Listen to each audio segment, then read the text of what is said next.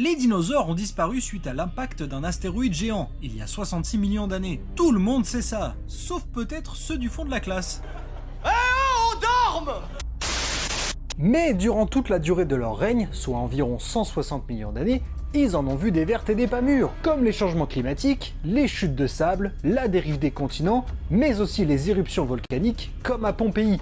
Et c'est à l'une d'entre elles qu'on va s'intéresser aujourd'hui. Il y a une bonne dizaine d'années, des paléontologues ont découvert des milliers d'os de dinosaures carbonisés et près de 200 arbres fossilisés et visiblement brûlés, datant d'il y a 75 millions d'années, dans ce qui est aujourd'hui le Montana. Le responsable de cette catastrophe n'est autre qu'une chaîne de montagnes, aujourd'hui inactive, qu'on appelle l'Elkhorn. Mais suite à l'explosion du volcan durant le Crétacé, les dinosaures de l'époque, comme le cornu Eniosaurus ou le féroce Dasplétosaure, un cousin du T-Rex, ont été calcinés vivants et leurs ossements furent ensevelis sous plusieurs mètres de cendres. La catastrophe s'est étendue sur plus de 25 000 km², ce qui en ferait de loin la plus grande éruption jamais vue en Amérique du Nord. D'ailleurs, vous savez peut-être qu'en 1980, l'éruption du mont Sainte-Hélène, toujours aux États-Unis, a fait pas moins de 57 morts et a détruit 250 foyers. Mais en comparaison avec l'éruption de l'Elkhorn, celle du mont Sainte-Hélène fit simplement l'effet